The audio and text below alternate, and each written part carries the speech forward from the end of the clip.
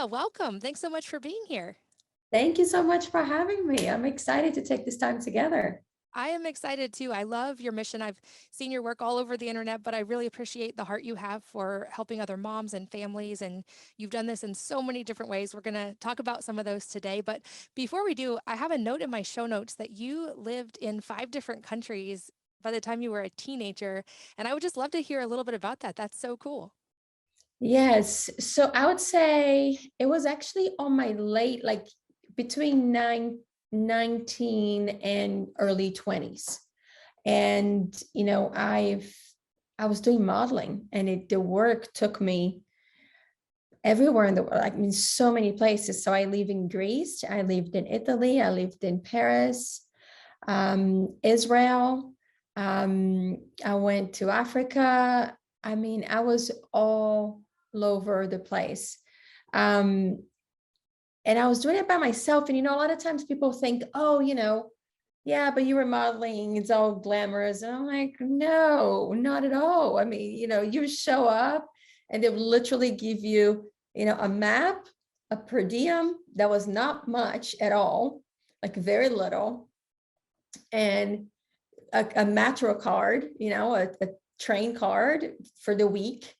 And they say, and every day you would have, 20 and sometimes 50, more than that appointments, go sees. And they just say, go. Like it was no like anybody help you navigate. And I mean, you try to do that in Greece with like the letters are not even the same as we use. It was quite of a journey, but I don't think I would be the person that I am today if I didn't have that experience, right? Because I came from Brazil, then United States, then went to all these places and truly lived like they did.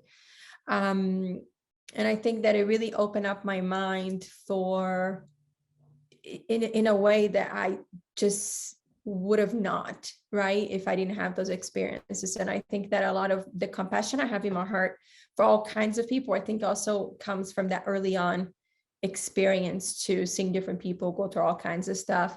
And it's really cool now because I still have friends from back then, like that I'm still friends with today. It's like, so when we go to Greece, I'm seeing friends that we used to party together when we were 20 and now have kids, and you know what I mean? Like I have my kids. So it's a beautiful thing. Well, I have not traveled that extensively, but I will say the travel I've done, especially internationally, you're so right. It gives you this different lens for the world and such a unique, cool perspective on other cultures. Did you bring back any like cultural food that you love from other places or life lessons that came from other cultures? Oh, I think that, look, so many life lessons, so much inspiration of food. That's a lot of like, how, I mean, I'm heavy Brazilian influence on my cooking, but the like the spectrum of spices and seasoning, like all those things, like like being in Turkey at the spice markets, like you've never, I'm like I've never seen anything like this. Like how, like what do you even do with all this stuff, right? With all, so like having that exposure really helps me on being open to other things. But I do want to bring it up something though, because as we're talking, right, it is a lot of people that their job don't take them to a bunch of places internationally, and or they can afford to, or whatever, for whatever reasons, right? Or have a lot of family, can't travel that much. But what I learned is that once I kind of stopped traveling, living abroad, and like I had to stay more in the United States because of kids little and all of that, I started traveling more in the United States, and I started learning how diverse the culture is here. And I think that a lot of times people, think, oh, to see different cultures, to understand different sides or different foods and all of that, you got to go really far. And I actually see, actually, no, like you can drive to New Orleans and you're going to see a whole different, right, experience in food and flavors and colors and all of that you're going to see in Texas. And you can literally just drive there, right? So I think that's an important point to open up people's minds if they don't travel that much, that I think that culture, even like internally, it's really important. I'm so glad you said that because the US, we do have so much amazing diversity. And also, that's one thing I love about cooking, especially I know you have kids as well. Cooking with kids is you can get cookbooks from those places, even from the library. And you can, in a sense, like explore other cultures through cooking together with your kids and learning about it and those different spices and like the cool, unique flavors of other cultures without ever even leaving your home. Like, I feel like food can take us on such a journey. In so much, food can be the opening to so much. Like, we used to do at our household when the kids were little, we used to do like, we used to pick different countries to make food out of those countries and to teach the kids about that place. And we'd just start a conversation. And it wasn't, and I'm not talking like high level conversation, anything like that, but it would just be like, well, this is what they eat and this is what they do. And that's where it is. Right. And they look this way and this is why they look this way or this and that. Like, and you start that conversation and all of a sudden kids are like, stuff it's just easy for them to relate to and digest, right? So we'll have taco, you go from easy as taco to let's make sushi, you know what I mean? Like it just, you can, yes, food can be the opening to so much.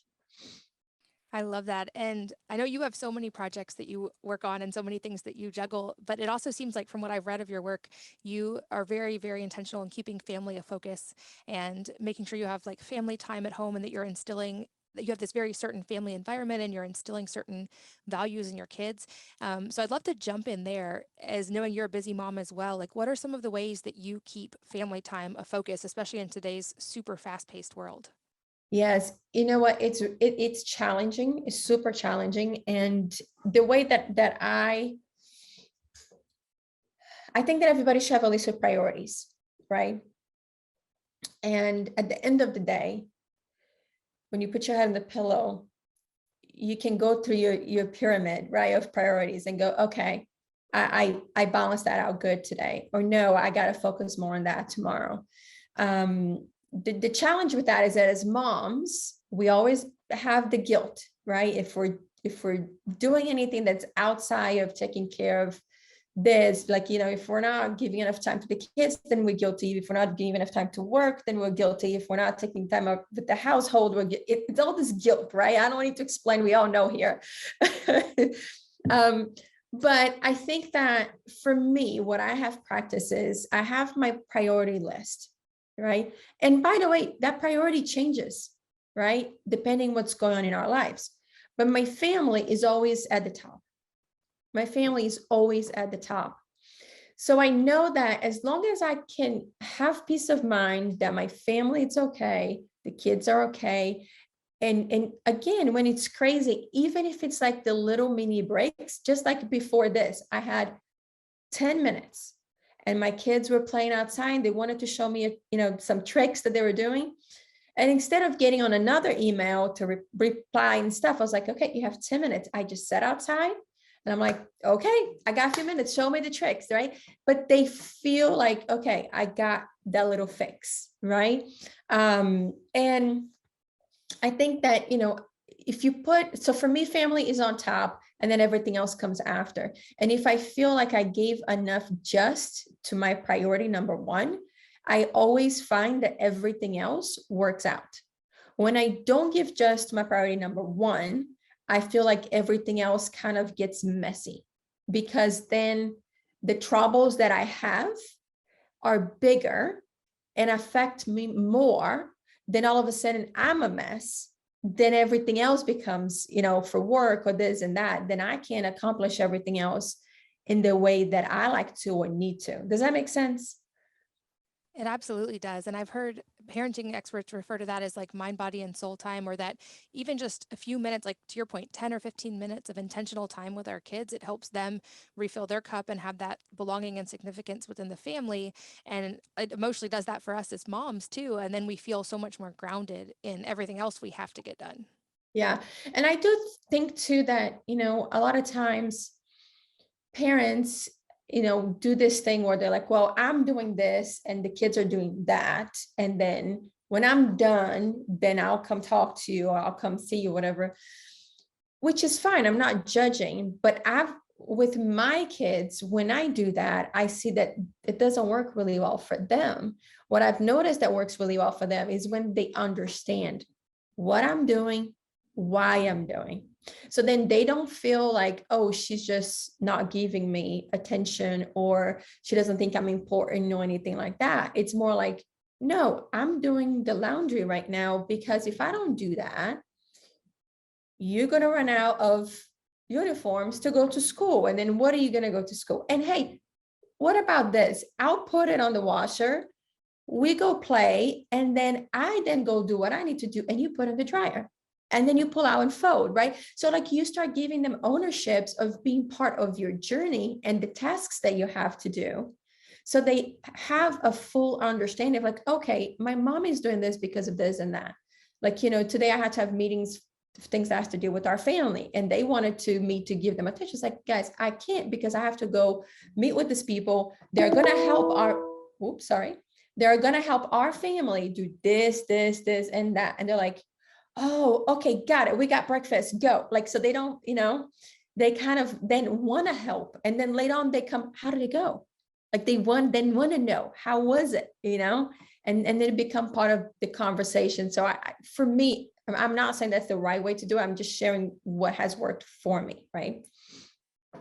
Yeah, I How love do you do it? Because with everything that you do. it's very similar. I think you hit a key point that I found with mine as well. That idea of letting them have ownership of part of it, or feeling like they're actually contributing to the family as well. And it's not like I'm your mom and I'm doing all of these things for you, but we're working together as a family toward these things that are good for all of us, and letting them not just be involved in like a superficial way where they feel like they're helping, but actually they are contributing too. And we're all in this together. I'm big on also, I have six, so it gets overwhelming at times. If I was, when they were younger, I would try to do everything for them. And I'm sure you've learned this lesson too of now I won't do anything for them that they're capable of doing themselves, because I'm like, I don't want to take away from them that ability to feel ownership and autonomy, and that they're contributing. And like, we are a team in this family unit. We're all working together to have this harmonious home. It's not me as the mom doing all of this for everyone. It's so important. I'm so happy that you're sharing that has worked for your household as well. First of all, I don't even know how you do it with six. I give you so much credit and props. I have no idea how you do it with six. I'm with three and I'm like, oh my gosh. And everybody tells me, go for the fourth. It's just, you know, once you have three, the fourth, the fifth, the sixth is all the same. I'm like, I don't believe you. I'm like, I don't believe you. Um, but I'm gonna admit something here to you, right? It's between moms. Like I was guilty of that too, of like, you know, like going above and beyond of doing things for the kids. And again, I grew up in Brazil. The culture is different, right? The Latin culture does have a bit of, you know, you take care, you know, anyway, if you're Latin, you know what I'm talking about. But and you know, we went on this trip to Cambodia. We were actually living in Thailand on a project, and I took the kids to Cambodia by myself. Matthew couldn't come. I was like, no, I really want to see this place. I'm going with the kids by myself. And I got there and I told the guide that was with us, I said, listen, I want to go to an orphanage to try to help some kids, but I don't want to go to the orphanage that everybody else, right? That all the tourists goes, that already gets all the help. I want to go to a place that nobody goes to, that people don't know about, that the locals help, right? So we go on this journey to get to this place. And I'm telling you that halfway there, I was like, oh my gosh, this is where everything turns bad. I'm like, I don't know this guy, the whole road there, the neighbor, it was all shady. I'm like, I'm like, there we go. I'm like, that's the horror. That's where the stories go from good to bad. It's about to happen here. And I'm trying to be cool in the car. And we finally pull up to this place, and it was a locked gate. So at first I'm like, there we go. I'm like, this is not an orphanage. It's a gate with a chain on it, and nobody's answering and none of that. And all of a sudden this kid comes out, and then this other kid comes out, and then we eventually would go in. And what we saw in this place on how the kids were living, going about their lives, and actually how they were actually the person who ran the thing wasn't there. They were just all taking care of each other. You know, just the amount of the amount of food, how, they were cooking, they were doing all the stuff and everything that they had. I just was like, after that experience, I left and I was like, I realized to me without, because we're in America, it's a different situation.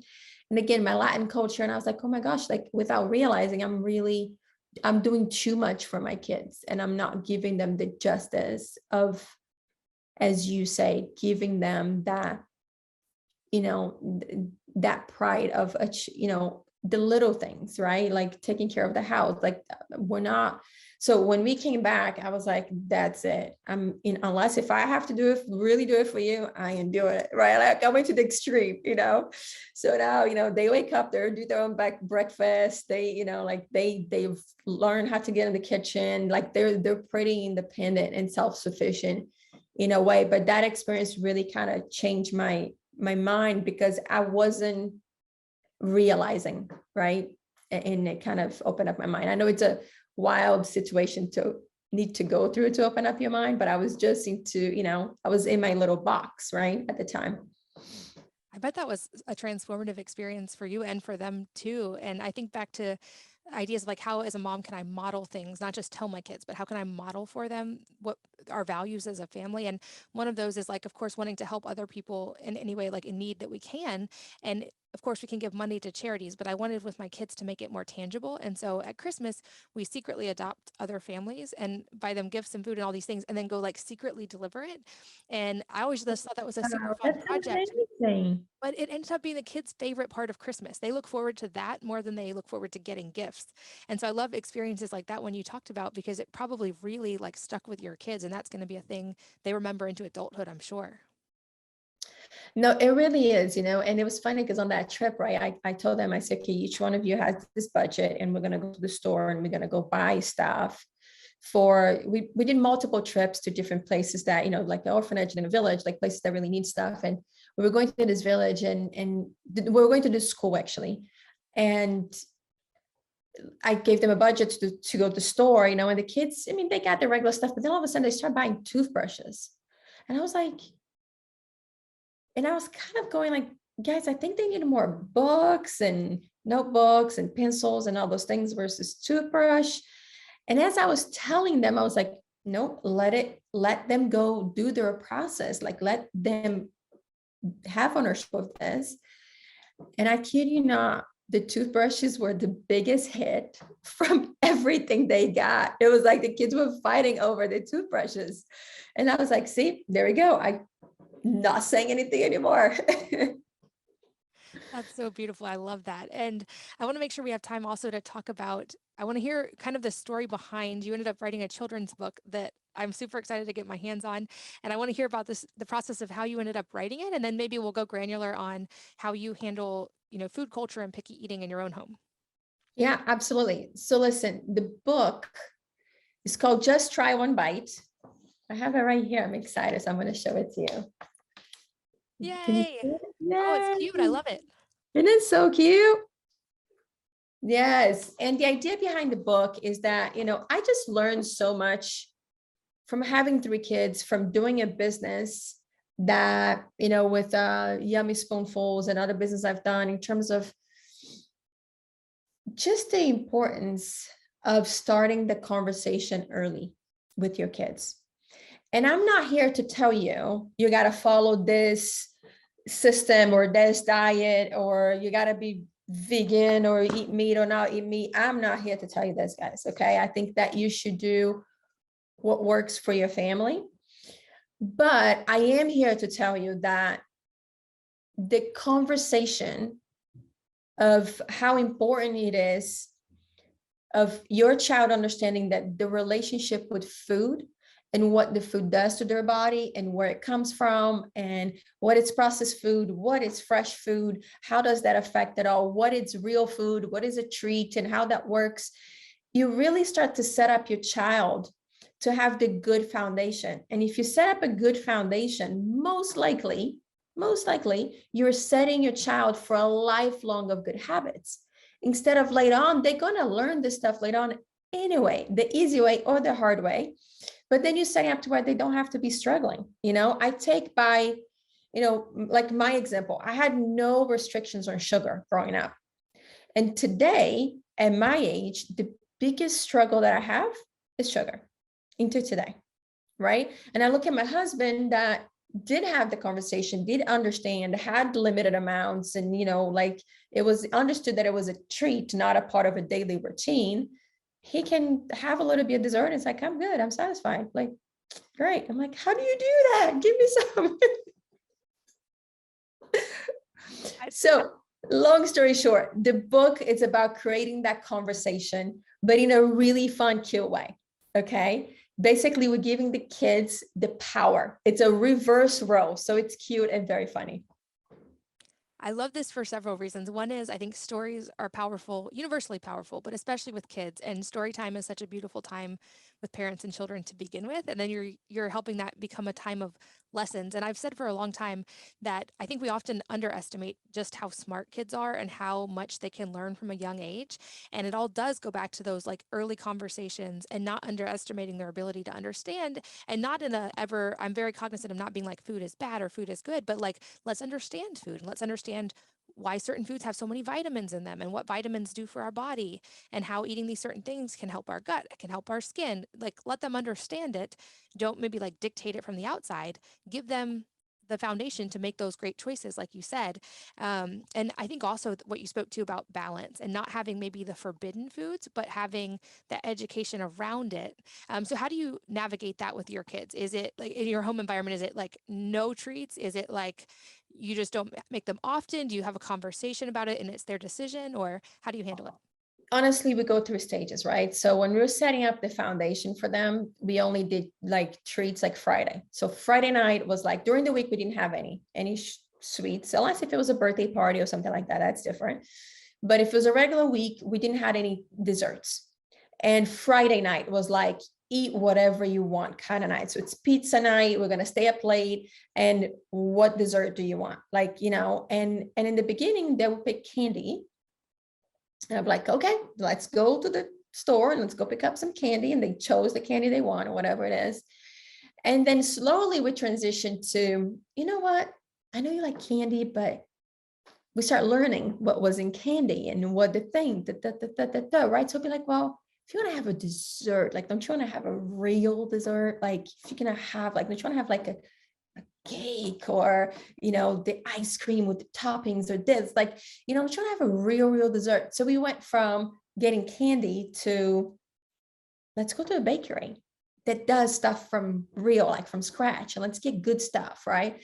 So we got into that. Then we got into, should we make it? Like, you know what I mean? Should we make something like together and make it fun? So it's going through transitions. And then now that they're older, we don't have that rule of like just Fridays. We're a little bit more, relaxed with it.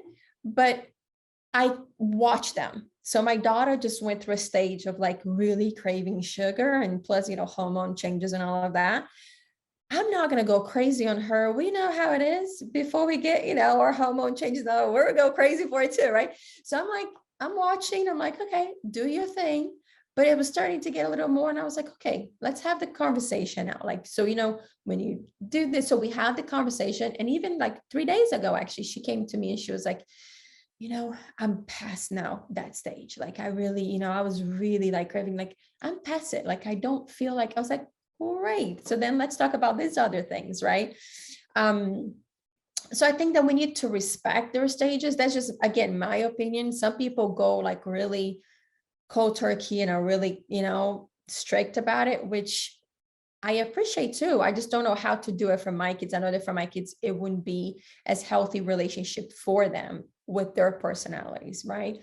But some kids are completely fine with not having any of it. So I think it's just respecting their stages and creating the balance. Like even in the book, we say we're not telling you can't have ice creams. We're just telling you not every day, just more now and then, and you can still have your donut hose. And so I think it's just more of the balance, and the balance, a lot of times people think it's 50-50, but it's more like this. Do as much good as you can, and then have your treats and enjoy it. Yeah, and not paint them as a bad thing or a thing that there's like shame or guilt around. I think that's what, especially for women, can get us in that negative relationship with food and with our bodies, is that idea of like, oh, if food is bad and now if I ate it, I feel guilty. And that's so much worse for us than probably the food was, is that like inner turmoil of now we feel guilty and bad about ourselves. And I have a teenage daughter as well. And I'm learning as I go how to navigate that and how to model it firsthand. And I think a big key, like you said, if you make most of your food at home as a family, that gets you 80% of the way there because you're using whole ingredients and you have that amazing bonding time together and the kids see where their food comes from. With my kids, I've also tried to be really careful about making sure explaining food is fuel. And so if we're going to eat this fuel, how do we get the most nutrients and fuel from the food we're putting in our bodies, and not that like we're just trying to eat or not eat calories to like look a certain way, That especially is with girls. oh my gosh, you touching such an important point about the calories or how you look. That is such an important point. And to your point, girls, like you have to be so aware of how you present because they're already surrounded by so much and they hear from their friends, like about weight, about this and stuff. So I'm so happy that you practice that with your family. That's a version of what I do too. If it's like, even for the boys, if my little girl is like snacking too much, like I don't talk about, oh, it's not good because you're going to gain weight. I just go more into, it's just not a really good habit to have for later on in life. So if you're going to have that habit now, most likely you will have later, or you're going to have to work on it later. So like, let's work on it now. So then you don't have to, because it messes up with how your body absorbs your meals. And then it messes things up for your gut. So I never talk about weight or this or that, right? For the boys, I'll go into, they're very sporty and they want to, whatever, have the junk, snacks that everybody else is having. I was go, well, that's cool. You can have that every so often. But if you're trying to perform, like if you're going to go surf and if you're going to go play soccer and you want to have that fuel that you're talking about, have this, because this is going to like give you the power for your kicks and stuff, right? So and I think it's key to find some moms that also think like you do, because that gives that support system that they're not just hearing from you, right? Yeah, and I love tying it into like how can this fuel your body for what you want it to do, not how you want it to look. I learned a hard lesson on that personally the last couple of years because I went through a phase where actually my daughters were the reason I was able to finally face a lot of my past trauma, which led to losing almost 100 pounds. But I realized even though I was trying to model this so well for my daughter, the last year I kept hearing her like not eat enough food and wanting to be like wear tiny shoes and be little and small. And I kept going, why is she wanting to be so small? And then I had to realize, oh, it's because for the last 2 years, I've been worried about being small. And instead, I'm going to step into how do I model being strong and fueling my body and modeling like, oh, if I eat food that's really nutrient dense, I can go like do all these cool athletic things that feel so good. And so I've been learning that hard lesson of shifting how I model that, which I think is as moms so powerful. It's like how we show up is how they learn to show up for themselves. It Um, really is. What an amazing experience to be able to share with all of us, that you have. oh, well, thank So you. it's very powerful, very, very powerful. And I think the other flip side of this is like there's, yeah, the foods that maybe aren't that nourishing for our body that we can learn to have a healthy relationship with. I feel like another universal mom hurdle is what to do about helping them learn to like healthy foods. Because there's all, I hear from every mom ever, they're picky, they won't eat this thing, they refuse to eat this thing. So how do you navigate the pickiness on the good side? Persistence.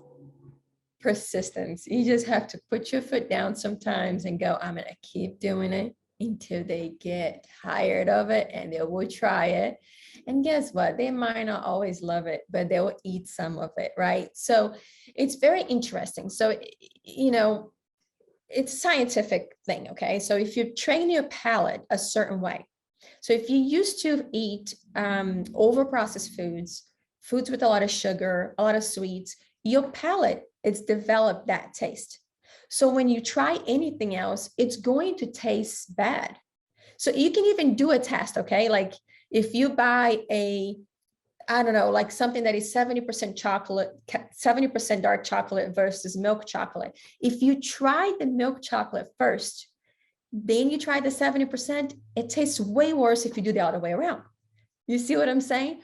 because it's a palate thing. So, and it takes time to retrain that palate, but eventually it does. Eventually it goes, oh, okay, I'm not up here on the sweets or the sours or this. I'm like coming down, I'm more balanced it out.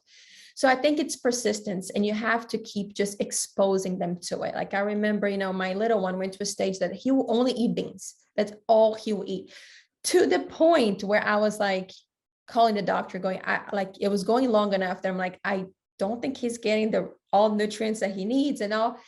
And what I did was I would just go into the color concept, because like growing up in Brazil, your plate is very colorful. So I was like, you know what? I'm just going to go do the colors. So I went, you have 5 colors in your plate, 2 over here, but 3 vegetable colors. You have to choose 2 to eat, and he would choose 2, and he would like, barely take a bite, put it down, whatever. But I did that long enough, and different ways enough that eventually I remember like it was yesterday, was sitting on the table and he grabbed the red bell pepper and started eating it. And I looked at him after, I was like, don't say anything. Don't look. I'm like, don't move. Let him do it. I'm like, sign language going, don't say anything. And now, and then slowly he's starting to do that. And then we went into a throw up vegetable, which my mother-in-law used to do with Matthew, which they have one vegetable. They're like, no matter where we are, if we cook it or not, you don't have to eat it. But everything else we put on the plate, you have to at least have a little bit, even if you don't like it. So that kind of also gives them a little bit like, okay, I have the power of choosing one that I know I don't have to eat it. But then the other ones, so you trade like a little deal with them. But you have to be persistent. And I know it's a pain. It's not a fun thing. That's for sure. Yeah, I like that kind of the one bite rule that you talk about of that. And with my kids, I always respect if they actually tell me they're not hungry. I respect if they say they're not hungry. I'm never like, no, I'm going to force you to eat, even if you're not hungry. But if you tell me you're not hungry, that doesn't mean you get to go eat another food because you're not hungry. But I made all this nutrient dense food and it was my responsibility to cook it. It's your responsibility to decide if you're hungry enough to eat this food that I've made. And you can try one bite of each thing. And I've never forced more than one bite. And same experience as you, I've learned their palates adapt so rapidly, especially as kids. And they learn to actually not just tolerate, but eventually love those foods, especially when I think the key you said was they have that ownership of getting to make the choice to choose it. And I love having one food that they never have to choose either, because then they probably still feel like sort of in control of their food Yeah. choices. So it gives Yeah. them It's like, power. no, it's my choice. It's my choice. And another thing too, that I did a lot with them when they were smaller, and I still do it into today, is that I will cook foods or make smoothies and I don't tell them what's in it. And I would do it with something that they told me that they really don't like. So they say, I really don't like kale. I can't stand kale or whatever, right? So then, or beets. And I will make, a smoothie with it, or a popsicle with it, or something that they have that I know they're going to really enjoy it. And I went and I go, it's got kale in it. No, no way. It's got beets in it. You lie. It was like, how do you think I got that color from? So we started the conversation. And then when it's actually in the plate in a different way, they're a bit more open to it. I love that. And for you guys listening, I am excited to check out this book too. I'll make sure the link's in the show notes, but I know it's available everywhere books are sold as well.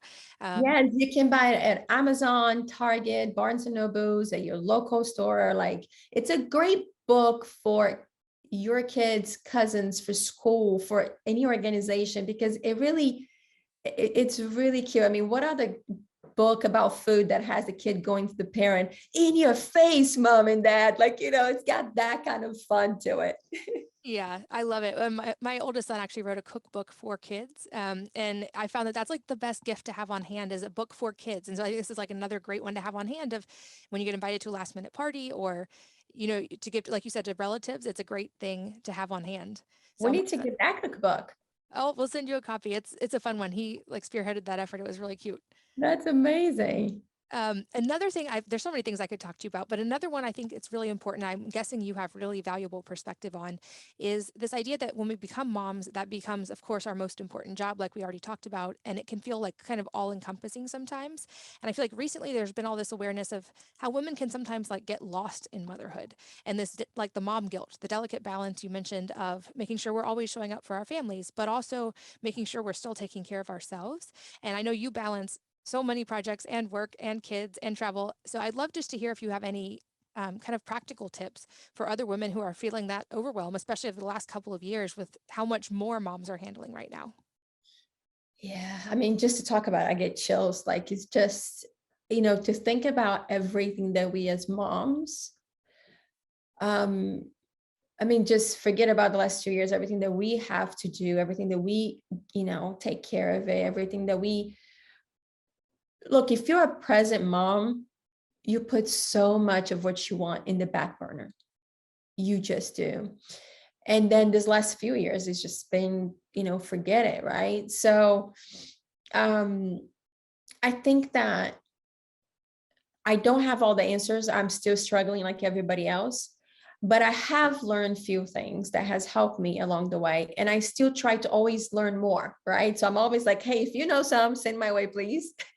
But I think that organization, it's a key factor. So like in my house, I have like a big schedule. In my office, yeah, I have a big calendar with like the next 3 months. Like I have one big one for that month and then the next 3 months. In my house, I have the next 6 months in front of me. And everybody has different colors, different colors, and it's right there. So like everybody in the household can go in, the kids can go in, they can look at it, my husband. It really helps, just even the practice of writing on it. You're going, oh, okay, I have this coming up, that coming up. How can I get myself like seeing ahead of what you're going to need to ahead of time has helped me tremendously, like tremendously. I think that again, if you are a present mom and you want to do it all, we always feel like we can do it because majority of the times we can. But I've learned that it's okay to ask for help. And it's okay to say, I need help with this. And it doesn't mean that you fail, and it doesn't mean that you don't get it. It just means that at that moment, you need a helping hand, and it's okay to ask for it. I also learned that little breaks do wonders. So like more than I ever thought. Like I used to always think, oh, I need a whole hour, or I need a whole day, or I need to go, go be with my girlfriends, and that's how I get my break. I'm like, when do you have time for that when you're doing all this stuff, right? So I start taking little breaks, okay? And I would do these breathing exercises when I could. And it's very simple. I'll just sit there and just take deep breaths and do certain breathing exercises. So Women of Today, we talk about that. If anybody's curious, you can look it up on the website. But little breaks, like, when I come home, let's say if I went to work and get home, I don't go straight home. I take 5 minutes in the car and I just go, okay, like, what am I going to next? So that those little pauses really helps me separate everything that's going on here to everything that's about to happen there. And then it's going to go over there again. You know what I mean? It's going to go over here, but it just helps me center. So 5 minutes, 10 minutes, 15 minutes, whatever the time you have to have quiet with yourself, it's extremely important. Yeah, and I feel like you're right. It has to be intentional as a mom because if not, all of life's need to be done will infringe on that time. And then by the end of the day, you've had no time to yourself and you're It just exhausted. rolls over. It just rolls over. And then you have to have some things that are like non-negotiable, right? Like when you like at your point, like I've had my point in this through this pandemic that I was like, I'm out. I'm like, I gotta go. Like, and my husband's looking at me like, what? Like, where are you going? What's going on? I was like, I need a break. Like I'm at my breaking point. Like I need to recharge. I need to fill up my cup, my cup so then I can give more. So I think that as moms, a lot of times we feel guilty of saying that. And it's extremely important. In Brazil, we have this thing we say, and I don't know in America, but let me try to translate it here. But it's like, basically you can't give properly if you're not in a good place yourself. So I'm trying more to practice that, because I do have a tendency to let my cup super empty and not verbalize enough when I do need a break, when I do need somebody to jump in and help. Yeah, that's a great point. And, we can't give what we don't have. And also, it seems like men in general are very responsive if we actually verbalize what we need. They typically want to jump in and help make our lives easier, but sometimes we expect them to be mind readers. And then we're Yeah. like, why didn't you know that I was? Yes. It's also that balance of like, Don't you see what I'm doing? I'm doing all of it. and then now I'm going to be angry because you didn't read my mind. And also like not getting quite to our breaking point too. I feel like is really helpful for me is like if I don't wait till it gets that bad, it's much easier to recharge if my battery's not all the way on empty versus if I'm like, because I've reached that point too. And then you're just like the overwhelm hits and then you have to come back from a farther gap. Whereas if we are intentional about building in those moments and another important thing to model for our kids is like we don't want to model for them that you should be self-sacrificial to the point of harming yourself. We want to It model is, for them like how it do you is love people best, and it's by also taking care of yourself. very true. And I didn't realize that until a girlfriend of mine actually brought that up. And I was like, I was like, you're right. Like, what am I showing my daughter and my boys? Like, okay, they're going to let their wife run down to empty. They're going to just watch it and not do anything. And my daughter, like, you just do it until you can't anymore. And my friend brought it. I was like, you're right. You're very right in that point. And also to your point, you're right. Moms are amazingly capable and powerful. And I've heard it said, we can do it all, but we can't do it all at once. Like have the systems, have the organization, have like the places in your life to recharge so that you can do the things you need to do, but not all at once. And we go through different stages in our lives. And guess what? Sometimes we can get all done and boom, boom, and great. And then sometimes it's just the stuff is more, whatever it is, then you can, so I think we need to respect that. And I think another key of this that you touched on a little bit is we do need help sometimes, and community is so important. Like, we know all the statistics about loneliness is more dangerous than smoking, and all the blue zones have very strong community, and community is a core part of being human. And of course, that starts in our families. But I think that also is like building the support system and the community around you. It doesn't have to be elaborate. You don't have to hire people to help you necessarily, just having community for support. And I know this is part of your reason for Women of Today. So I want to talk about that too, because I do think like women, especially, we thrive in community and we need that support system. So for people who aren't familiar, give us an overview of Women of Today and all of the areas it touches. I know it's a lot. Yeah, so Women of Today, look, if you go on the website right there, it's going to tell you what we're about. Like, we have a little, our one paragraph that explain what it is, but on a nutshell, it's basically a community-based website where we're learning from each other. And it's a community of people who want to do better for themselves, better for their households, and better for the community around them, that wants to make change for the better.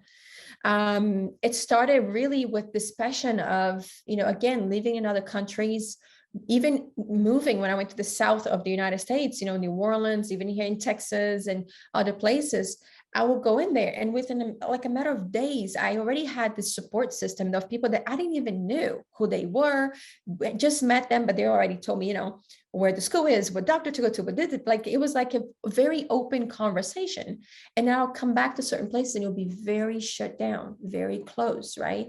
So when we started Women Say years ago, we weren't having these conversations that we're having today. You see, so it was a fact of, let's create this community where we have a bigger conversation, broader conversation, and that we learn from each other. It's not about me telling you how to do things. It's about me going, I've done this, it worked for me. What have you done that works for you? And let's share and talk about it together. So that's what the website's about. And it covers recipes, wellness, beauty, hacks. We get into some deep stuff. We do all kinds of things. We were doing events before the lockdown happened. Throughout the whole lockdown, we did a lot with people, and consistent, very consistent. And that's what the community has shared with us. The impact of being present with them, consistent, has really helped a lot of them with their mental health throughout this whole process. We got some beautiful, beautiful letters sharing those experiences. So we tried to be as present as we can and have fun at the same time and share some great things. And on that, another thing I'd love to get your take on is I feel like we're the first generation that's having to navigate technology for our kids as they grow up. Like, certainly that didn't exist when I was a kid. My parents didn't have to navigate that. And it seems like you guys are pretty protective and private about your family life and you hold that container very Yeah. sacred. And I kind of take the same approach of not letting my kids be super visible on social media when they're young, just so they have the privacy to kind of be kids and grow up without an external lens on them. But I'd love Yeah. to hear any guidelines you guys have in your family culture for navigating responsible use of technology. Because I see the parallels with food. Like, this is a thing that's going to be in their life. We have to teach them how to navigate this well because it's not going away. So how do you guys handle that? We really have to look, honestly, we're just learning as we go. We are honestly just learning as we go. We are more strict with them than majority of their friends, for multiple reasons. Again, I don't like saying one thing is bad, one thing is it's good or right or wrong. I think that, again, different families do things differently, and if it works for you, it works for you, right? Only you know.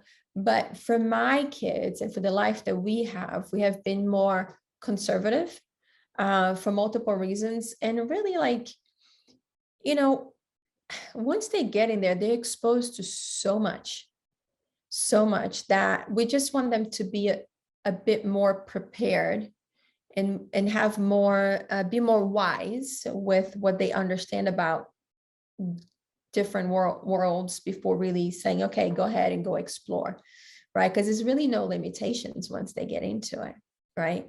So we've been trying, so like, no, they don't have social medias. They don't see, once in a while we show things to them that they're into on the social media, and we're trying to slowly educate, but they don't have any of that. I Yeah, just think it's very, the more you can hold off, in my personal opinion, the better, because the earlier they start doing, and I've seen with kids around us, like, they start to become very self-conscious. Like, think of, like, us as adults, we start doing it and all of a sudden we start to become self-conscious, right? So they start to become very self-conscious about certain things that they really don't have to be self-conscious about at their ages, right? And they start worrying of things. And I've saw, we had this, like, this little friend, like, she wanted to go to this place and she was like, no, I really want to go to this and this and this. I'm like, okay, so let's, but the whole reason that this kid wanted to go is that it can get a picture with this thing and that thing and that thing, and didn't really experience the moment or the time. It was just a matter of, oh no, I need this image so I can put this image out and this image can get numbers, right? So it's a bit of it's a video game, but it's a that can really mess with your mind, right? So we're very conservative on right now, but with education, but showcasing to them what it is, having the conversation. We've watched some documentaries in it. So we're still giving the education about it, just not the full access to it. Yeah, we take a very similar approach in that idea that they have the whole rest of their lives to be on social media and they're going to get to learn to navigate that, but also not making it entirely forbidden, just like you guys, because I don't want it to become the thing that's enticing because it's only Yeah. because it's forbidden. And just like with food, having that education around it and helping them understand this is a tool that can be used. Like, the internet's a wonderful tool. You can learn so many things on the internet and you can use it for school. You can use it for creating businesses. Really. And the thing is too, like, like, you start to learn that they just want to know, they want to be in on the conversations that their friends are having. So if all their friends are talking about this thing and they don't know anything about it, they kind of get left out, right? So that's why I got into, well, let's have the education, let's talk about it, and I even said, if if your friends are really into these videos or whatever it is, talk to me and maybe I'll go and we'll look at it together and we'll kind of go through it together instead of going, here, check it out, on your own phone. Because once they click once, then it's going to the next thing, it's going to the next thing, right? Very much so. And as we get close to the end of our time, a couple questions I love to ask, and I'm excited for your answers to. The first being if there is a book or a number of books that have really profoundly impacted your life, and if so, what they are and why. Okay, so I don't have a lot of time to read. So I don't read a lot. And when I do read, it's more like scientific books. I know it sounds weird, but I got a little bit of a scientific mind. So like right now I'm reading a book on microbiome and there's all the stuff, and research and things like that. So I would say if I have to pick one, I would say that just flat out honest, just like the Bible, because, I grew up on a Catholic household and going to Catholic church. And I mean, I still have guilt from it. So I think that would be the one that has impacted me the most. I can understand exactly what you mean. I grew up very similarly. Um, you've also mentioned a couple times originally coming from Brazil. I'm curious if there's any fun family traditions or cultural aspects that you've carried into family life with your kids from Brazil, whether it's foods or activities or parts of the culture. Yeah, so much, so many. Honestly, like we can talk hours about just that. But I'll say this one simple one is that I always have a pot of beans in the household. So we always have a pot of beans on. And I think I read somewhere also that you guys sometimes do like dance parties in the morning. You'll put on Brazilian music and everybody can dance. We do. Yeah. I We love haven't that. done it in a while. It's a good reminder. I love that. And then lastly, any parting advice for all the women listening today? It could be related to something we've talked about or something entirely unrelated. Oh, any advice? That's always a hard one to ask. Um, somebody asked me the other day, what advice would you give to your young self? So like, if you were to have to tell your kids, right, when they get into their late teens, early 20s. And I think that, on that, it's just to start early, like start early, right? And I think that's a great thing to like push your kids on it too. That if you want to start a business, if you want to start a passion, if you want to start a career, just start early, because once you have kids and you have a family, it's still doable, but it's just going to be more challenging, right? It's doable. We've done it. Many people do it and all of that, but it's just more challenging. And I think that for people that are now, women that are now on our age, right, of like, I think the reality is that we're in a constant changing world. We're in a constant changing state, and it's okay to change. It's okay to change. It doesn't mean, as long as you change for better, embrace the changes. I love that. Wonderful advice and a perfect place to wrap up. Where can people find you and keep learning more? Obviously, they can grab your book anywhere and check out Women of Today, but where can they find you? They can also find me on Camila McConaughey on Instagram. On Women of Today, honestly, the website, the emails, I look at all the emails that we get. And yes, I think those two places are the best places on Instagram. But if anybody wants to send a direct message, I get an overwhelming amount of those. It's impossible to get through all of them. So the email on the Women of Today website really is the best. That one, we always make sure that we read and go through it. Wonderful. Well, I'll put links to all of that in the show notes for you guys listening. Wellnessmama.fm will have all of those. Thank you so much for your time today. This was such a fun conversation, and I love what you're doing with your kids and your family and the new book. Yes, thank you so much for having me. I truly enjoyed it. Congratulations on everything. Thank you. And thanks as always to all of you guys for listening and sharing your most valuable resources, your time, your energy, and your attention with us both today. We're so grateful that you did. And I hope that you will join me again on the next episode of the Wellness Mama podcast.